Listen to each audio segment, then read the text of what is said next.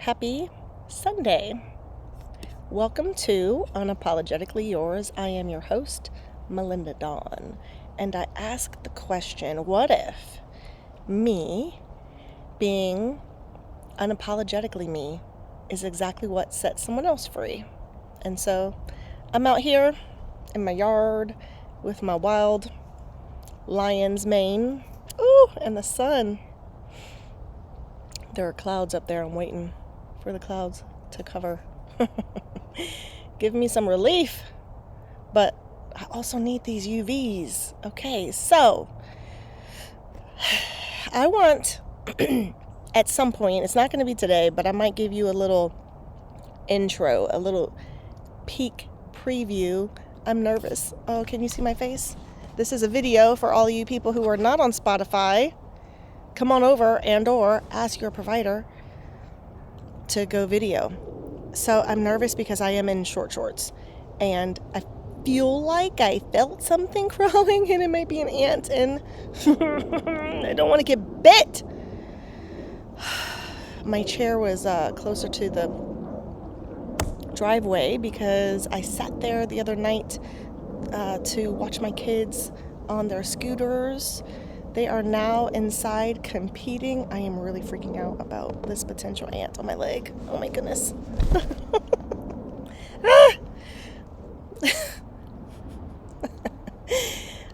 It's a game. It's a race to see who can clean the living room the fastest. I just basically woke up from a nap. What dreams I had for that nap. What dreams of satiation. What is the word? To satiate. I had hoped it would have met all of my needs. But sleep. My REM cycle was competing against toddlers right outside the bedroom door playing. But it was also delightful to hear them playing so nicely together, etc. Okay, so sneak preview. I'm gonna do another episode at some point that talks about song lyrics. You know, the lyrics that you thought were about you, that you thought were about love, but they were about something else.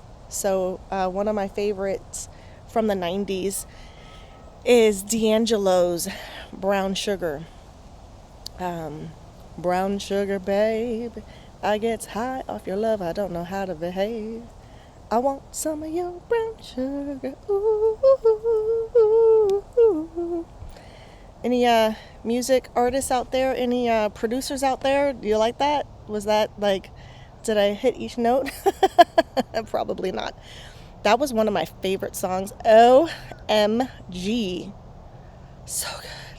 So good, but it's not about a woman. It's about blunts. It's about drugs, marijuana.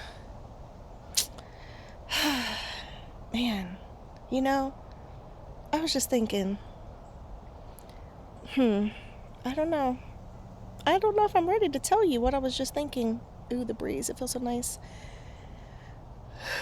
The attention to lyrics like that, for that passion and energy to be put into a relationship would be awesome, right?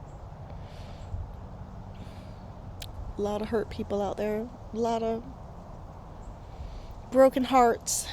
There's a lot of songs about heartbreak. I mentioned that I listened to Keith Washington. He was my go-to, that was the time of, that was when I first started, I don't know, when boys started acting like they liked me, or, I don't know, whatever. Not that I liked boys first at that time. Anyway, Keith Washington, his songs, let's see, breakup. Keith Washington breakup songs. Don't Leave Me in the Dark. Woo! You Always Gotta Go. That was Lovers, after all, stay in my corner. Stay in my corner. I I would listen to those songs and I don't want to say wail, but I would cry and it's a frequency, it's a vibration. And that's true about everything. So like when you're feeling insecure, I've talked about this before, your brain waves will be your essence, your spirit, whatever, will be operating at a particular, thing. And that can only be matched with and met with something on that same vibration. And so the insecure thoughts wind up, knocking on your brain's door, and your brain will supply the matches, and it will show you all of the ways and the reasons why you should absolutely be insecure. And so that's why it's important to be intentional about your thoughts and your feelings. Again, I have said this before, it is just as important to make room to take a moment, maybe a brief moment, to acknowledge the feelings, right? To give it a name, and then take more time and be intentional about giving unequal time to something that has a higher vibration, something that has an empowering vibration. Yeah, so let me just pull up some of these songs. All right, so we've got, I said, Don't Leave Me in the Dark. Absolutely. So there was this one particular album. Let's see, Keith Washington album with the song Don't Leave Me in the Dark. You Made It Easy. 1993, yep. That was it. R&B. All right, so let's look up lyrics. Video. Nope, not Grayscale. Keith Washington. Son of a gun. At least two people have written a song called Don't Leave Me in the Dark. Oh.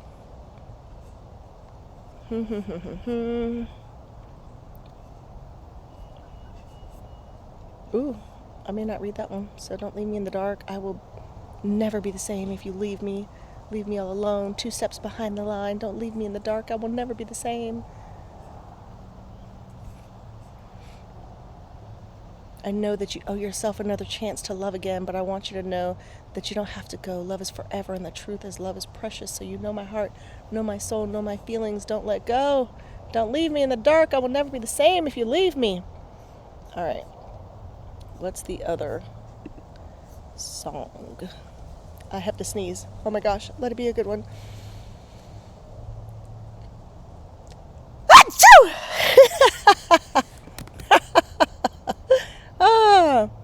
It was pretty good. It was pretty good. Never hold in a sneeze, okay? You could break your brain. I have an aneurysm or something. All right.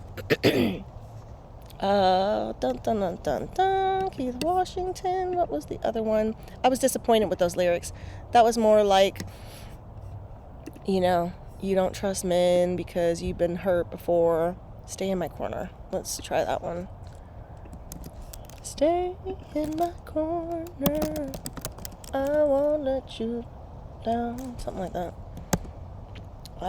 Lyrics. Come on. Doot, doot, doot, doot, doot, doot, doot. Stay in my corner. I need water.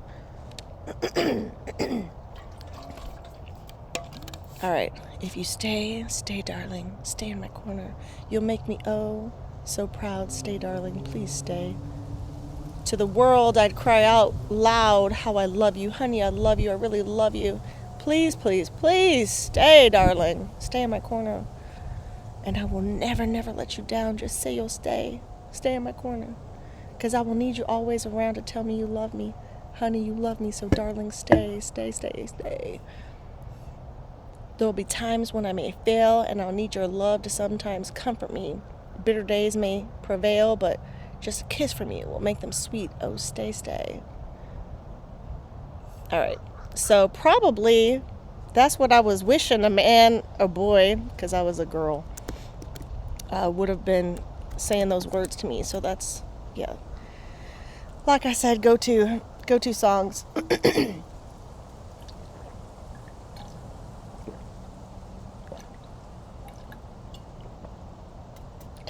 Do you know I'm a big gulper? I'm a big gulper.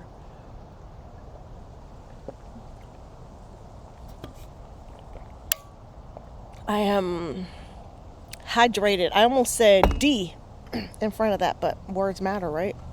I am hydrated. Have you guys ever? Ooh. I'm going to give y'all something to try.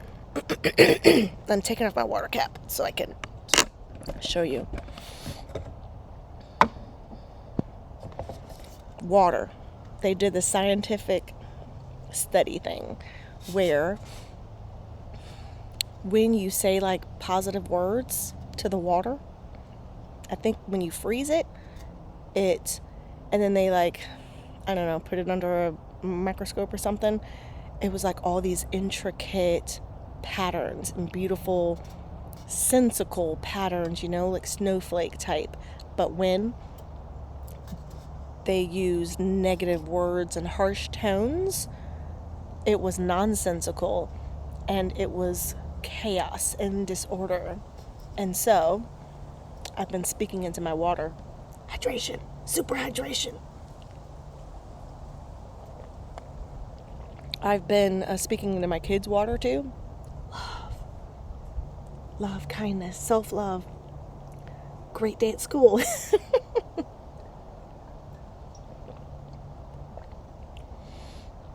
So, if you were to speak in your water, what would you be saying? How about, I love you, you're beautiful. Have a great day. Oh, yeah.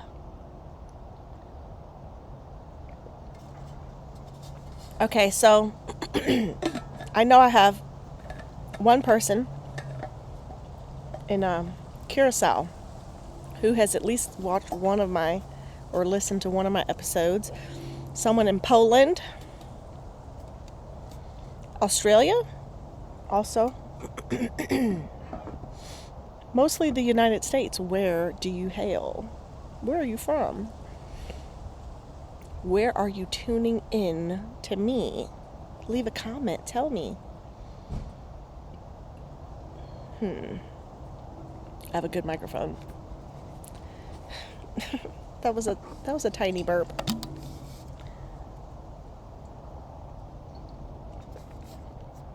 All right, so it's Sunday. I told you I took a nap. Let me tell you why. I don't sleep through the night for various reasons. There may be something. Okay, I don't want to get too deep into it, but for people who study, look at like body energy and meridians and stuff like that, there's some sort of correlation between the time of the day where your body is working on in that sleep cycle recovery for certain parts of your body. So I'd like to think that maybe there's just no repair needed, and so it wakes me up, or there's something like if you wake up, something's going on with those parts. That is my assignment this week, to look it up. I will look that up. I will call my therapist and have her send me a link to it. No, I will Google it so I can share with you guys. So, sleep, potentially because of some body system stuff going on during the repair process. I'm really trying not to burp.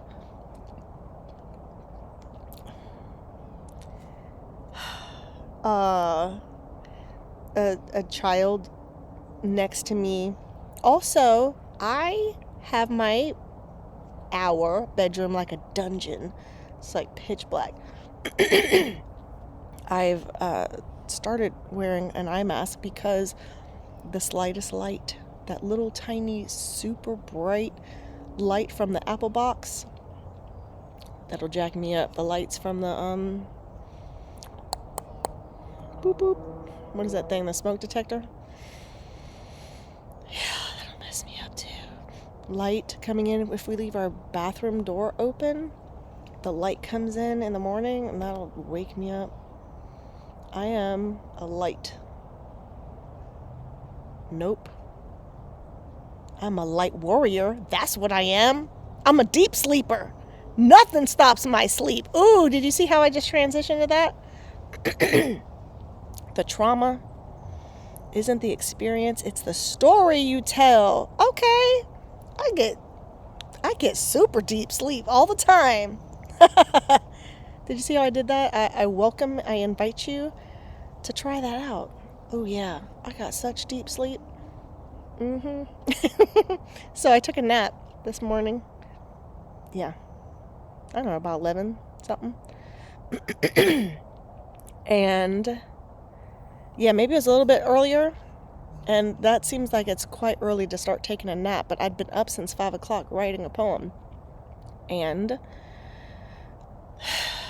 so like I wrote it. I haven't finished it. It's a work in progress. It's a masterpiece in the making. It's good. It's good. Let me see if I can open it up. Let's see. Dun, dun, dun. I don't think so. So what happens sometimes with a poem for me is I'll write it and then I'll be done. Other times I'll write it and then I'll go back, I'll read over it and over it again, and then I'll make slight adjustments. Other times it's like deep diving into it. So I do like the beginning, but I started expanding it, and I'm not ready. There's a lot of the same rhyme happening, and I'm not sure if I need to break that up. Ooh, so good.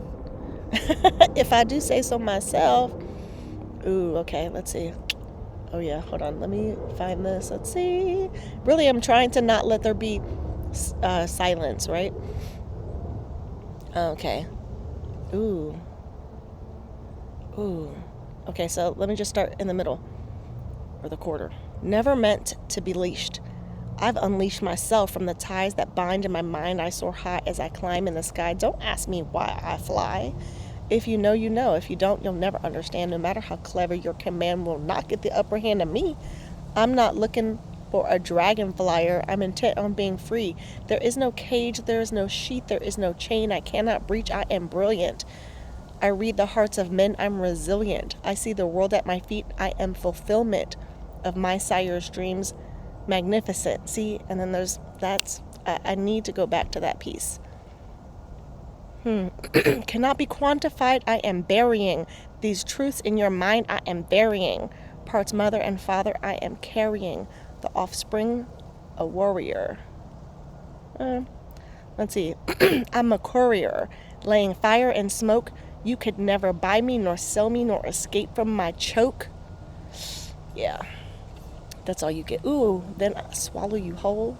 Ooh, and forget you existed. Post tense. No, post tense. That should be past tense. Past tense is dismissed. I resisted. I persist in the present. This moment is what is beholden. I'm golden. Okay. My fire is molten, emboldened. All right. I gotta stop. Sneak peek into me. I'm a dragon. I think I'm going to... I feel like I have a spider web on me. I think I'm going to... Currently the title is Molten, but I don't know. There's another poem that I wrote called Chambers. That's not to be published, I don't think. It'll be a while before. Anyway, all right, let's see what else I got. Open recent.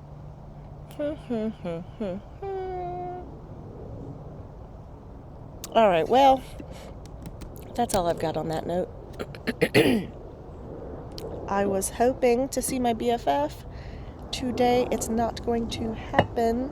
It sure is taking them a long time to race to clean the living room. Michelle is the best at getting my kids to comply. She makes everything a race, and they believe her, and they get so excited. We're not that good on the delivery, I think. I tried. Kalel jumped up. He was very excited. Michaela Sue also jumped up to bring herself to the stairs to cry. So,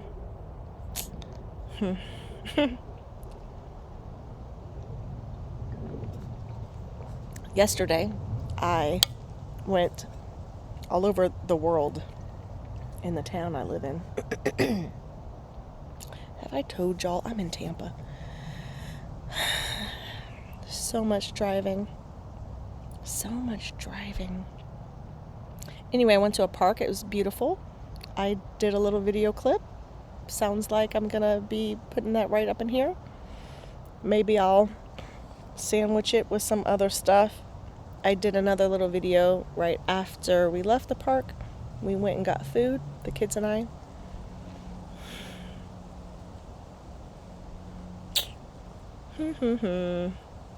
I got nothing. Except a weird green looking flying insect hopping on me. Neighbors are putting up lights for Christmas. What's y'all's rule? Some people are, as soon as Halloween's over, like I got a neighbor over here, they had a lit Christmas tree. It's already lit. Some people believe in having Christmas like the start of it. You know what it is? Oh my goodness. It's these it's the commercialization. It's all the stores that start putting out the holiday stuff like super early. Like, might as well put Christmas trees up in June.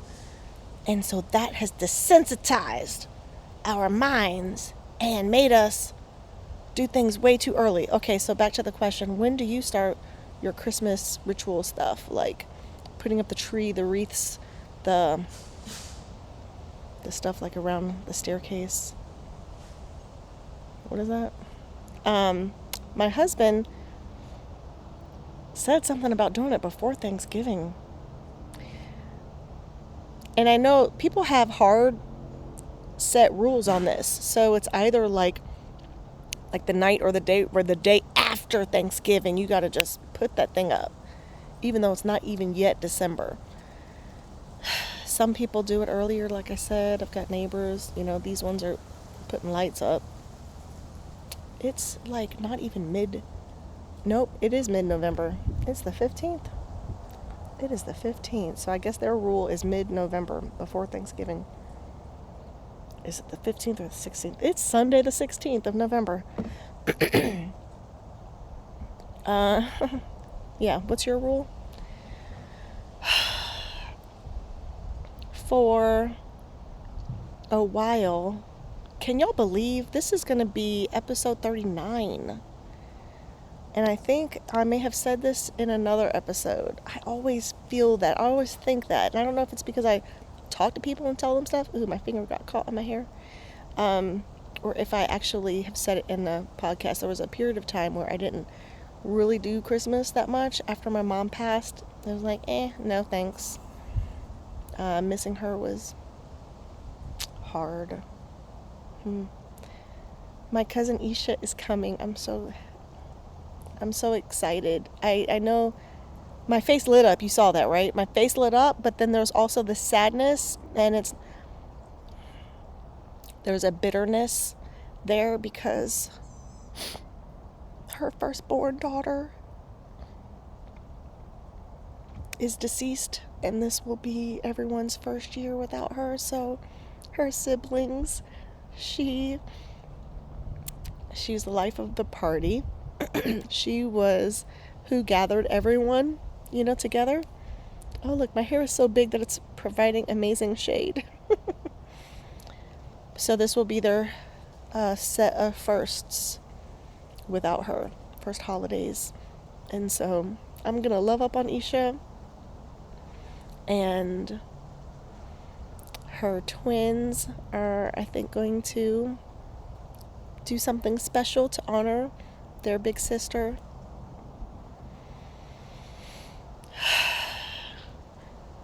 I don't know what her kids will do. I pray that the people that are around them are hopefully sheltering them and providing love and care. And there is a new baby. Oh.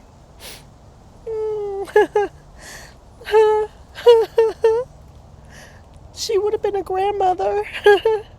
Her eldest daughter is pregnant. Oh, man.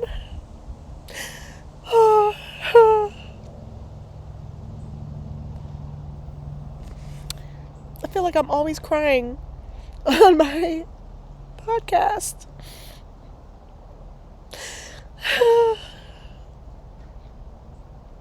It's hard. Sometimes it feels impossibly hard to be a motherless mother.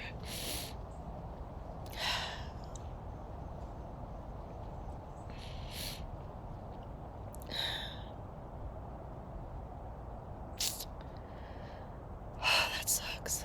That sucks. That sucks. So, just sending love to her and to that baby. The baby blooming inside. Once I get my Reiki too, I guess I might have to ask. So apparently you're supposed to ask permission. Why do I need permission to love somebody? Because they may not want your love. Some people don't want to be healed either. That is the truth. Ruth? I wonder how Ruth is doing. There's a young woman named Ruth that I knew from church, and we saw each other.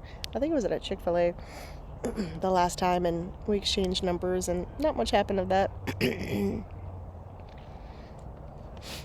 But, yeah, holidays. You know what? Everything that I just said and talked about is why the holidays aren't the best for everyone. So I have another friend, Dina. I love you deeply. This will be the first set of holidays away from their daughter because she is in another country doing the Lord's work. Amazing. But the holidays can be rough. The holidays, there's an increase of people choosing not to be around because it's just too sad, too dark, too not cheerful, too not merry. So please be mindful of that while you're, driving along the street, while you're interacting with coworkers. You never know what someone else is going through. And I think having compassion, having your first reaction be compassion, because it'd be better for you, and if the other person knew, for you to assume the best, right? Instead of, oh, they're just like a selfish jerk and that's why they cut me off, or that's why they were rude. It ain't about you. It might not be anything about you or bad about you.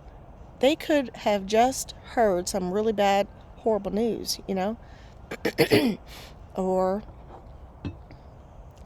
their spouse could have, split ways right before the holidays. Oh, hello, kitty. that's too close to home for people that I know. This will be their first Thanksgiving, and Christmas will be their second Christmas. That sucks. So there's a lot of suckery going on. And so as happy and wonderful as, you know, you might be for all the things and the blessings that you have, please, I really do want to admonish you to please be gentle with other people. And if you're the one who's having a hard time, please be gentle with yourself. I do want to say, as a person who has had many ideation, fill in the blank, it gets better. It gets better. It does get better. And the pain, no matter how often it comes back, because it can be cyclical, the joy, like the beautiful surprises, the magic of a beautiful day or a beautiful moment far outweighs the deep, darkest despair. Take it from me, my life experience. I remember there was a very special person in my life who,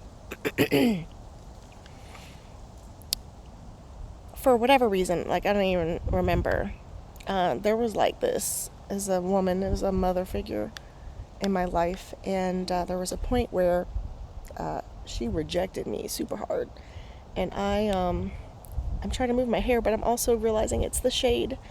So she rejected me. And, talk about boo-hoo crying. Now that was wailing. I was wailing. I was so hurt. My heart split.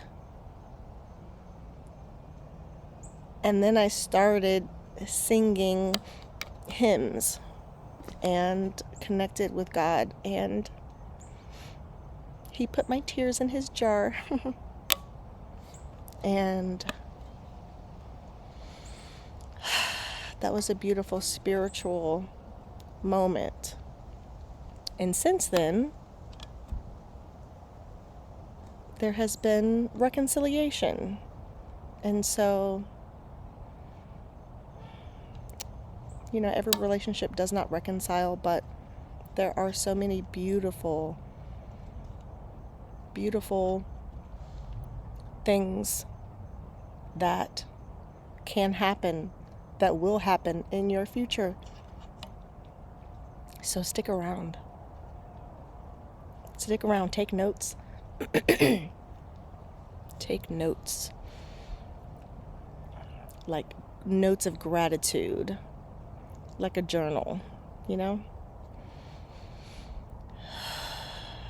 Yeah. All right. That's the best advice I've got for today, and mom's guilt is starting to steep in here because I'm outside getting all these rays and my kids are not outside playing, which means they haven't finished cleaning the living room likely, unless they're enjoying a nice treat. So anyway, I'm gonna go, but this actually transitions nicely into the video from yesterday. So I'm going to stop this and go. I wonder if I should do. I'm thinking about, the second. I am thinking about the second video that I did yesterday. And is that a way to end? Oh, you know what? Maybe I'll look something up, and then I'll do another video, so it will be a double stuffed sandwich. Yeah. All right. Stay tuned. Stay hold for my next video, and go. Hello. Welcome to Unapologetically Yours. I am your host, Melinda Dawn, and I am at a really beautiful spot The sun has just set. It's gorgeous. I'm pushing my daughter on the swing. My son's on another part of the playground. But I had a really great experience. So my eldest is here for a party, and en route we had a couple errands to run, and I had an idea of where those errands would be, and that is not what happened. And it was perfect the way that it did happen. And I concur with the woman that I met, Miss Sunshine with a Y, gorgeous woman, that it was a divine appointment. And so I went into Publix.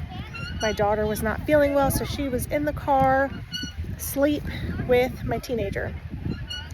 And we were only a few minutes away from the location, but we would have been like a half an hour early. So this woman stopped me. And well, I approached her area. Oh, they're closing. The place is closing. Okay, I'm gonna have to pause this because I have to make my way to my vehicle. So I still have to find my eldest, so I can't quite leave. But I did tell my children we have to obey the laws. So there's a city ordinance. All right, so Miss Sunshine was giving out samples, and it wouldn't have been a sample I would have eaten, but I was compelled to do it. And then she just began to speak over me and speak to me, and she allowed me to flyaways speak over her and share things. And it was a beautiful connection that was definitely meant to be. We exchanged contacts, but what she did is she asked, did I make this? So I told her no, I got it from Costa Rica. And she said, oh, because she had made something similar. So she described the design, and she was like, I don't wear it because, I'm going to save it for, I don't know, like a fancier event. And I basically pleaded with her, do not do that. Do not wait, because those events, those times may never come. Pull out your fancy dresses, pull out the fancy china, and use it while you can. And I asked her permission to share somewhat of a sad story. Something I saw where there was a young girl. She may have been the youngest, and she was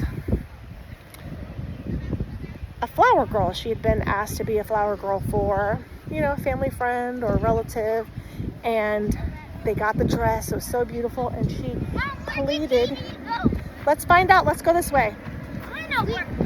She pleaded with her parents to wear the dress before the wedding, and they were like, no, you can't, because we're so afraid of it getting dirty.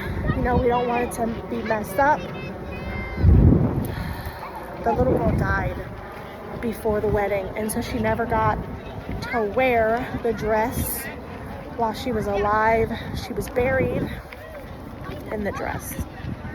And the message from the mother was, let them wear the dress. Let it get dirty. And it's something that meant a lot to me. It was definitely an emotional read, and I too tend to try to save things for, like a better time another time. And I am reminding myself in the telling of that story to not do that. It's okay. So my husband, he likes to dress up. He will dress up. He used to not ever go to Publix like in shorts or like a t-shirt, he's like suited up. Okay, let's go find him. And he's okay with being the best dressed person. So anyway, Sunshine is a daughter of God for sure. She volunteers at this particular Publix that I'd never been to because it's on another side of town. And she spreads her sunshine. She spreads her light. I acknowledged the light that is definitely glowing within a beacon of hope. And it was just a great conversation, and it gave us the exact amount of time for me to get JD to this party without being so early. But it was spectacular. Like I said, we exchanged numbers, and I intend to introduce her to some people I know. And I asked her, she said that she's an artist, and I asked her if she had like a shop for her stuff, and she said not yet. But I told her I too was an artist, but my artistry is words. And I am really excited about meeting her again, about just getting deeper, right? Like, we were definitely meant to meet. And so I can't wait to see how that fact unfolds. Her makeup was amazing. So she's an older woman, and I was like, I said something about, do you give makeup tutorials? Because I do not wear makeup, and I'm going to be doing a photo shoot, and it was recommended that I go ahead and pay somebody. So I was like, I'd love to pay you. So she told me that she actually used to be a makeup artist. So it was just beautiful. Like, everything works in my favor kind of thing. And clearly, I'll say it, everything works in her favor to have met me. And yeah, just a beautiful day to be alive, like the lyrics say. JD, we gotta head out. It's closed. Beautiful day. A beautiful day to take in all of the scenery. A beautiful day to be grateful for the many blessings that we have, meeting strangers, but just being able to see like in 3D, you know, like, it's gorgeous over here. Just beautiful. I am walking on my 2 legs. I'm upright, where others hunch over, you know. I can hear the beautiful sound of these children playing. And I can see my gorgeous blue-eyed blonde girl and her beautiful smile. And I can get hugs. Yeah, and make them last. I'm supposed to get like 8 at least 20-second hugs each day. I need to up my hug game. There's just so much. So my oldest had a conversation with my youngest, because my youngest said, you know, magic is real, and I agreed with him. I think it's all about perspective. My teenager did not agree. He asked Siri, who apparently, I refused to look at it while I was driving. But according to Siri, magic is not real. But I think it is. My teen just kicked this football and his shoe flew off. But just to see him, he's 14. He's already 6'1". He's got more inches to go. And he's a miracle. And to me, that's magic, that he's here. That I get to be his mom. And the magic is the friendships that I see right here on this field as they are tossing the ball to each other. They played AAU ball over the summer, and they're still connected, and that's magical. My daughter's running in circles. My youngest son has a friend here with us. And I'm still here at this park. And I know y'all are thinking she needs to get out. And she said she was going to follow the law. But I'm also here with these people who, I mean, there's a lot of people. And they haven't given me permission to film them. So I'm not going to point the camera there. It looks like they've got it all handled as far as the amount of people. Okay, so if I wasn't doing this, I would go over there and I would help put stuff away. But I also need to watch these kids.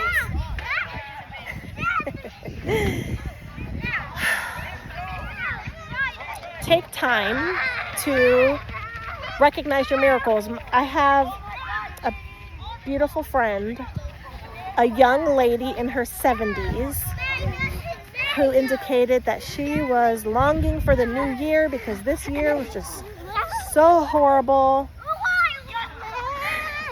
And I did scratch the record. I did not hold space for the misery. She'd been holding plenty of space for that. I said, or it's amazing and it's magical and you have your vision and you have amazing neighbors and you have a vehicle that runs and a roof over your head and so many blessings.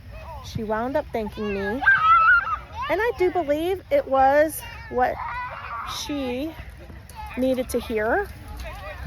And yeah, so this is a reminder to you to count your very many blessings, the things that we take for granted, like being able to urinate on our own and not be in a bag for number 1 and number 2. That's magic, your body working. And you might have pain, but you can feel pain. And that is actually magical. The people who can't feel pain, their body parts are falling off because they don't sense pain, and that's rough. I don't think you have it that rough. If you do, I'm terribly sorry, and I hope you can find some other magical thing that means something to you. So I'm rambling at this point. I am gonna sign off. Thank you for being with me on this moment. I might save this and just add it to another episode. For the last few days, I've sent stuff every single day. So I'm gonna put this in my, I don't know, draft folder and link it with something else. But I hope you have a wonderful weekend. It is November 15th. And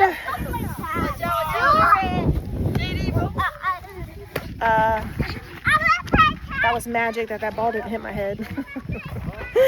Have a beautiful day being alive. Beautiful day being alive. All right, talk to you later. Bye. So, a little break from the drive.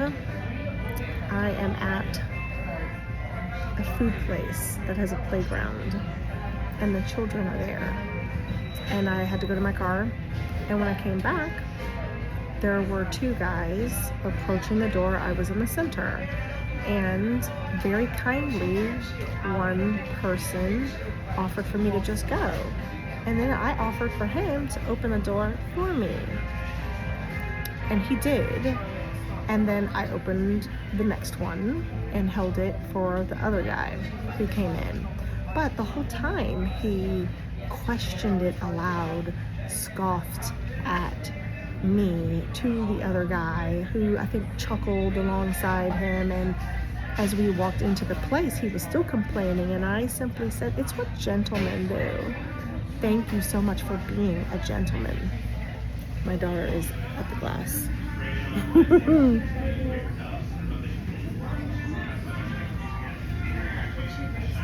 So, my friend Shay, as in Shay, your love diva, would call that guy a no ma'am guy. Would call him a, I don't know. Thank you so much. No thank you. I was going to list all of the things, but I can't think of the things. And so I just thought that was very interesting, and maybe he will talk to his other friends, and maybe he will talk to, you know, I don't imagine he's going to be talking to his woman, because I just don't think that he has a woman at this time.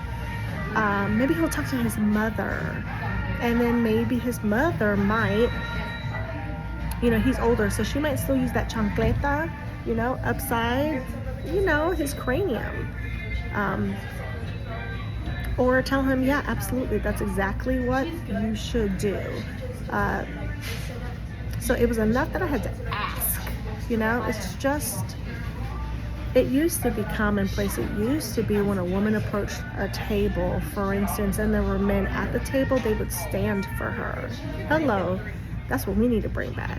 So that's all I've got for that, and we'll see which episode I weave this into. Maybe the same one where I was at the park for sunset. Anyway, talk to you later. Here's the cookie end of the double stuffed Oreo podcast. I called my friend Shay, your love diva. I told her about the incident that you guys just heard about. And she said she would have stood there and had the person open the second door. She would have just been standing and everybody would have been waiting until he opened the door. But the no ma'am, right? It's a no ma'am, but the other word, the phrase that she used. So I called her to ask. And as soon as I asked, it came to my mind, Build-A-Bears. Those are the guys that you got to build up to try to come up with some semblance of a man. Not a male, they're all males, but some are men and some haven't quite reached that yet. So this is the end of my Oreo double stuffed video sandwich. Thank you so much for watching. Thank you for joining me. Thank you for vibing with me and joining me in this mission of being unapologetic. And as always, I remain unapologetically yours.